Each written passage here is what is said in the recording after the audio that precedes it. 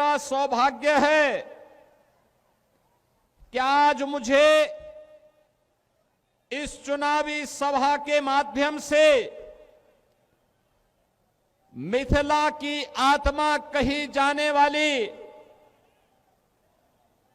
जगत जननी मां भगवती जानकी की इस पावन धरा को नमन करने का अवसर प्राप्त हो रहा है। बहनों और भाइयों, माता जानकी की इस पावन धरा को कोटि कोटि नमन करते हुए आप सभी मिथिला वासियों का मैं हृदय से अभिनंदन करता हूं। बहनों और भाइयों, याद करिए 5 वर्ष पहले जब मैं यहां पर श्री मुरारी मोहन झा के प्रचार के लिए आया था, तब मैंने कहा था कि अयोध्या में भगवान राम का भव्य मंदिर बन रहा है। और बहनों और भाइयों, आज अयोध्या में राम मंदिर बन करके खड़ा हो गया है। रामलला विराजमान हो गए हैं। और रामलला अगर अयोध्या में विराजमान होंगे तो मिथिला की धरती में मां जानकी भी विराजमान होंगी और मां जानकी का भी भव्य मंदिर का निर्माण अब सीतामढ़ी में डबल इंजन की सरकार कर रही है। बहनों और भाइयों, यही होता है अच्छी सरकार चुनने का फायदा। अच्छी सरकार चुनते हैं, अच्छे परिणाम आते हैं, अच्छा ही होता है। आप देखो ना कि आपकी आस्था का भी सम्मान किया, मां जानकी का मंदिर यहां बन रहा है और उत्तर प्रदेश में भगवान रामलला का भव्य मंदिर का निर्माण हो गया है। और अब दोनों को जोड़ने के लिए राम जानकी मार्ग का निर्माण का कार्य भी युद्ध स्तर पर आगे बढ़ चुका है। बहनों और भाइयों, 2005 के पहले जब हम लोग आते थे, अयोध्या से दरभंगा आने में हमें 16 घंटे लगते थे, 16 घंटे। और आज मुझे लखनऊ से दरभंगा आने में मात्र 45 मिनट लगे हैं, 45 मिनट। यह है डबल इंजन सरकार की डबल स्पीड। बहनों और भाइयों, मैं जब मंच पे था, यहां का सम्मान और यहां की पहचान मोदी जी ने मखाना बोर्ड बना करके मिथिला की धरा को, दरभंगा की धरा को एक बार फिर से सम्मानित करने का काम किया है। बहनों और भाइयों, यहां के लाख की चूड़ियों को एक नई पहचान दिलाने के लिए भी ये डबल इंजन की एनडीए की सरकार पूरी प्रतिबद्धता के साथ कार्य कर रही है। आज बिहार में क्या नहीं है? सड़क की बेहतर कनेक्टिविटी, रेल की कनेक्टिविटी, एयर कनेक्टिविटी। दरभंगा का एयरपोर्ट चालू हो चुका है। कितना अच्छा एयरपोर्ट बनकर तैयार हो गया है। और यही नहीं, अब तो बिहार में इनलैंड वाटरवे यानी जल मार्ग हल्दिया से पटना होते हुए और वह सीधे अयोध्या को जोड़ रहा है, अयोध्या से प्रयागराज को जोड़ रहा है। यानी बिहार को भी, बंगाल को भी और उत्तर प्रदेश को भी एक साथ मोदी जी ने जल मार्ग के माध्यम से भी जोड़ दिया है। बहनों और भाइयों, डबल इंजन की सरकार होती है, ऐसे ही परिणाम सामने आते हैं। विकास, ऐसे ही विकास की बहार बहती है। और आज यही कहने के लिए मैं आपके पास आया हूं विशेष रूप से अयोध्या का संदेश लेकर के आया हूं। मां जानकी के आशीर्वाद का संदेश। आपसे मेरा आग्रह होगा, ये जो आपके हाथ में तख्ती है और जो ये आपके पास कटआउट है, इसको फेंके मत, किसी पे चोट लग जाएगी, क्या फायदा है। अरे ये तो मां जानकी का संदेश वाली धरा है। मां जानकी का आशीर्वाद सबको बराबर प्राप्त होता है।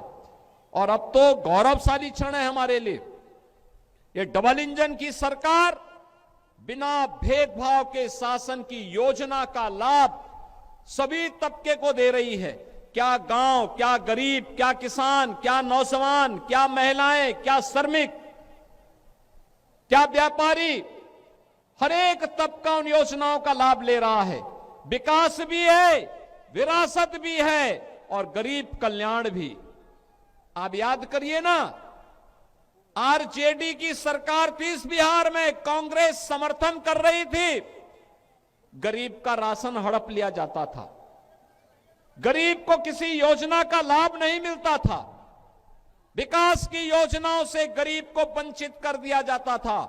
आज देश के अंदर मोदी जी के नेतृत्व में 80 करोड़ लोगों को फ्री में राशन की सुविधा का लाभ प्राप्त हो रहा है।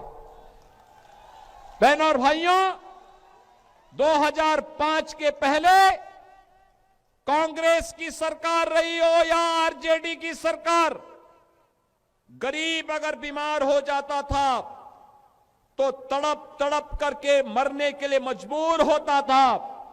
उपचार की सुविधा नहीं थी और अगर कोई बाहर चला भी गया तो उसके बाद पैसा नहीं होता था।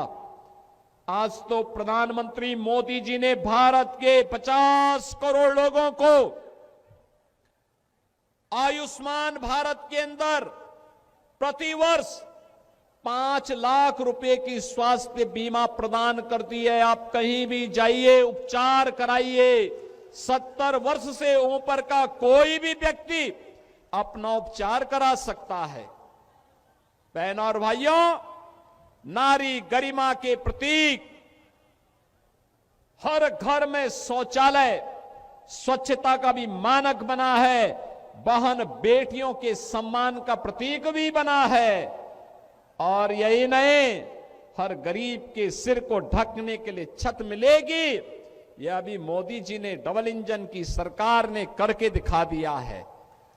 गरीब के घर में रसोई जले और धुएं से मुक्ति मिले, ऐसे 10 करोड़ से अधिक परिवारों को उज्ज्वला योजना का फ्री में कनेक्शन देने का काम भी डबल इंजन की सरकार ने मोदी जी के नेतृत्व में कर दिया है। आज बिहार का नौजवान रोजगार प्राप्त कर रहा है। बहनों और भाइयों, अन्नदाता किसान को प्रधानमंत्री किसान सम्मान निधि का लाभ प्राप्त हो रहा है। समाज के हर तबके को बिना भेदभाव के शासन की योजना के साथ जोड़ा जा रहा है। मैं तो आज आपसे कहने के लिए आया हूं, बहनों और भाइयों, भारतीय जनता पार्टी के हमारे कार्यकर्ता नारा लगाया करते थे। श्री हुकुमदेव नारायण यादव जी जब मंत्री थे तब नारा लगता था, जहां हुए शहीद मुखर्जी वह कश्मीर हमारा है। ये कश्मीर को विवादित किसने किया? ये कांग्रेस ने किया। ये कांग्रेस ने किया है। और आज कश्मीर को आतंकवाद और उग्रवाद के दंश से मुक्त कराने का काम किया है मोदी जी ने और गृह मंत्री अमित शाह जी ने। आज मैं प्रातः काल एक अखबार पढ़ रहा था और अखबार पढ़ते पढ़ते मेरी नजर एक समाचार पे पड़ी। वह समाचार था, एक फिल्म का एक्टर जो कश्मीर का था, 27 वर्ष के बाद कश्मीर जा पाया। कौन वे लोग थे जो कश्मीरी हिंदुओं को विस्थापित कर दिए थे? ऐसी कौन सी नौबत आई थी कि कश्मीर घाटी हिंदू विहीन हो गई। ये कांग्रेस का पाप था। धारा 370 जो कश्मीर में लागू कर दिया गया था कि कश्मीर में बिहार का व्यक्ति नहीं जाके बच सकता, मिथिला का व्यक्ति नहीं बच सकता। ये कांग्रेस ने पाप किया था। परिणाम क्या था? पाकिस्तानी वहां बस रहे थे और शेष हिंदुस्तानियों को कश्मीर खाली करने के लिए कहा जा रहा था। मोदी जी आए, धारा 370 समाप्त हुई। आज कश्मीर में मिथिला का व्यक्ति भी और बिहार का व्यक्ति भी समान रूप से जाकर के बच सकता है। यह अधिकार मोदी जी ने दिया है। बहनों और भाइयों, मैं तो आपसे कहने के लिए आया हूं, ये जो आरजेडी है, ये जो कांग्रेस है और इनका एक पार्टनर उत्तर प्रदेश में है समाजवादी पार्टी के रूप में, ये घोर हिंदू द्रोही हैं, राम द्रोही हैं, मां जानकी के विरोधी हैं। जो राम का विरोधी होगा, मां जानकी का विरोधी होगा, हमारा भी विरोधी होगा।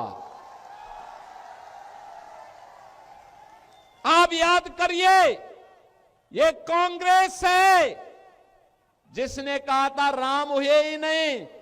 भगवान राम और मां जानकी के अस्तित्व पर इन्होंने प्रश्न खड़ा किया था। ये परम पिता परमेश्वर की साक्षात प्रतिमूर्ति है राम और जानकी। उनके अस्तित्व पर प्रश्न खड़ा करके हमारी आस्था के साथ कांग्रेस ने खिलवाड़ किया था। सुप्रीम कोर्ट में इन्होंने एफिडेविट दिया। बहनों और भाइयों, एक और इनके द्वारा सुप्रीम कोर्ट में दिया गया एफिडेविट और दूसरी तरफ अयोध्या में राम मंदिर के रथ को रोकने का काम किया, करने का पाप किया था आरजेडी ने। इसी बिहार की धरती पर दंगों की आग में झोंकने का काम किया था और समाजवादी पार्टी ने अयोध्या में राम भक्तों पर गोलियां चला करके पूरी अयोध्या को लहूलुहान करने का पाप किया था। बहनों और भाइयों, आपने गांधी जी के 3 बंदरों के बारे में सुना होगा। गांधी जी के 3 बंदर थे। गांधी जी ने तो उनको उपदेश दिया था, बुरा मत देखो, बुरा मत सुनो और बुरा मत बोलो। लेकिन आज इंडी गठबंधन के 3 और बंदर आ गए। ये 3 बंदर पप्पू, टप्पू और अप्पू के नाम पर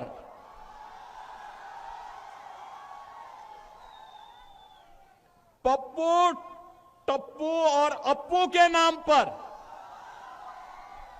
पप्पू सच बोल नहीं सकता, अच्छा बोल नहीं सकता, टप्पू अच्छा देख नहीं सकता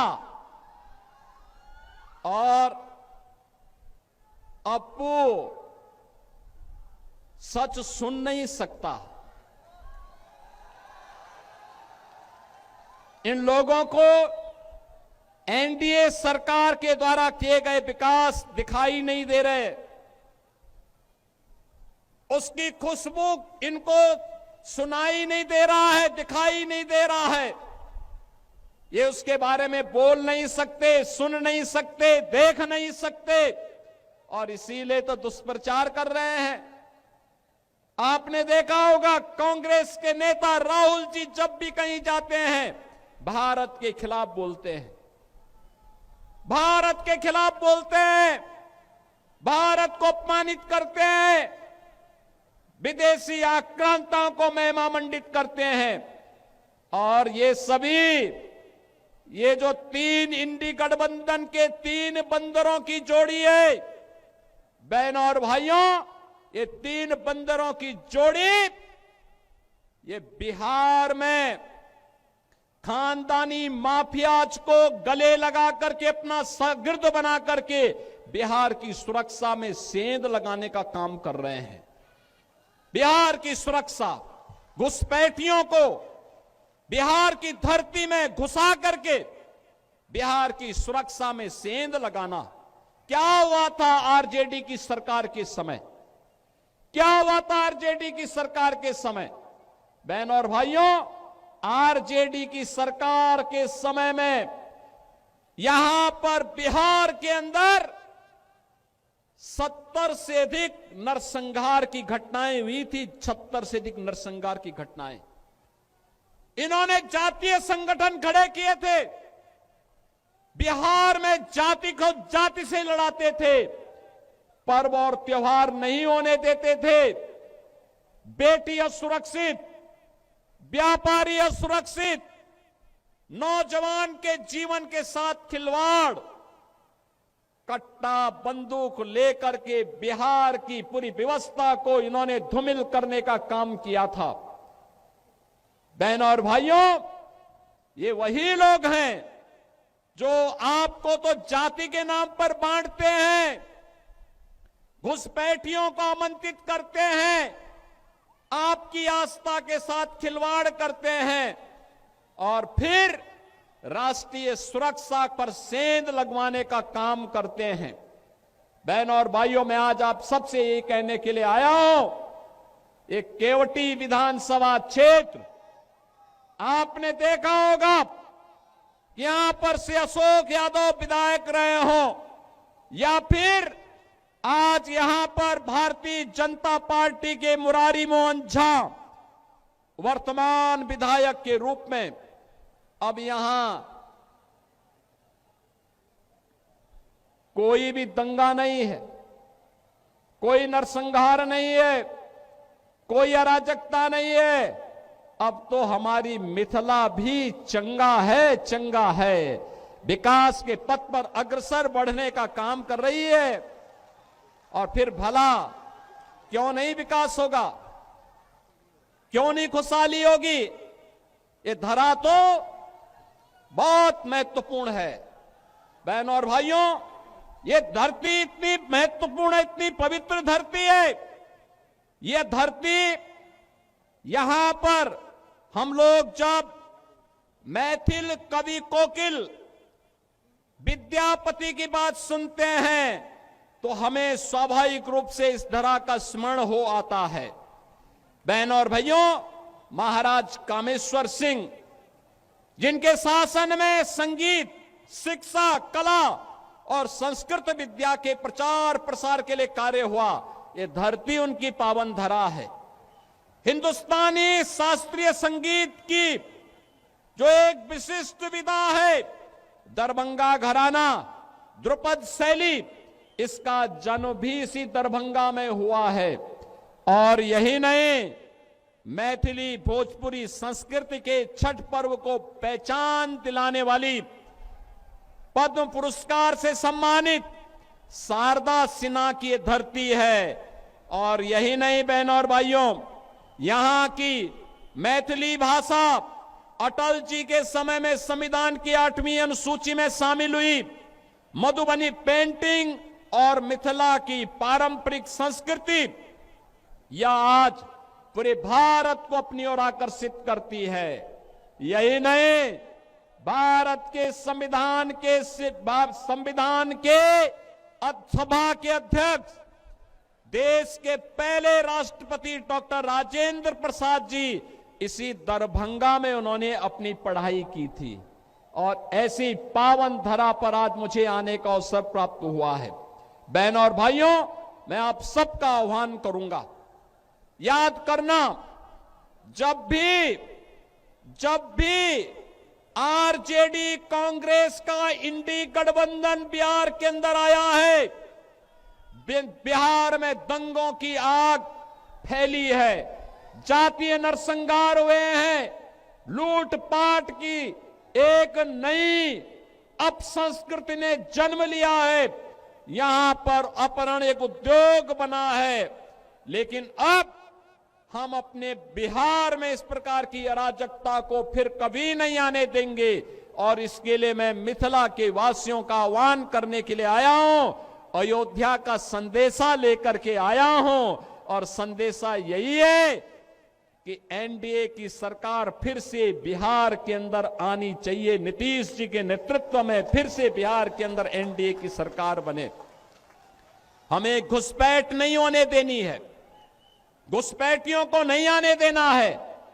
जैसे कश्मीर में धारा 370 को समाप्त करके कश्मीर में पाकिस्तानी तत्वों को मार मार करके खदेड़ करके बाहर किया गया है, ऐसे ही हम अपने सीमावर्ती क्षेत्रों में घुसपैठियों को निकाल निकाल करके बाहर करके और जो भी आपराधिक गतिविधियों में लिप्त होगा उसकी संपत्ति को जब्त करवा करके गरीबों में बंटवाने का काम भी करने का काम एनडीए की सरकार करेगी।